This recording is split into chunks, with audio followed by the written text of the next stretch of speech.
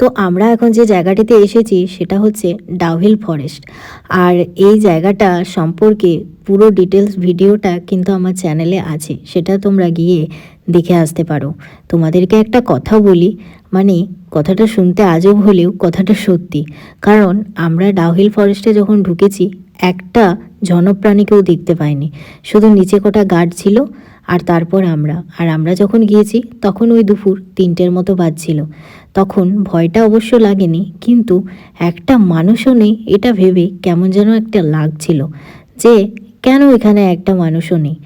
আসলে আমরা যখন নিচে গিয়ে ফরেস্টের যারা অফিসার যারা এখানে গার্ড দিচ্ছিল তাদেরকে জিজ্ঞাসা করলাম, তারা বলল যে এখানে মিলিটারি ক্যাম্প আছে, তো মিলিটারি ছাড়া তো এখানে কেউই আর কি থাকে না, যারা এখানে সার্ভিস করে তারাই থাকে, তাও আবার 4টের পরে কেউই এই জায়গাটাতে বেশি ঘোরাঘুরি করে না। আমি বললাম কিছু কি এখানে দেখতে পাওয়া যায়?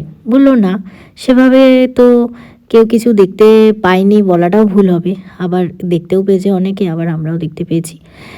আমরাও দেখতে পেয়েছি মানে তাদের কথা বলছি, অফিসারদের। তো এই আর কি। তো আমরা এখানে গিয়ে তো প্রচুর ইয়ার্কি মারছিলাম, কিন্তু একটু রাত হলেই কিন্তু আমরা এখানে থাকতে পারতাম না আর ইয়ার্কিটা মারতেও পারতাম না।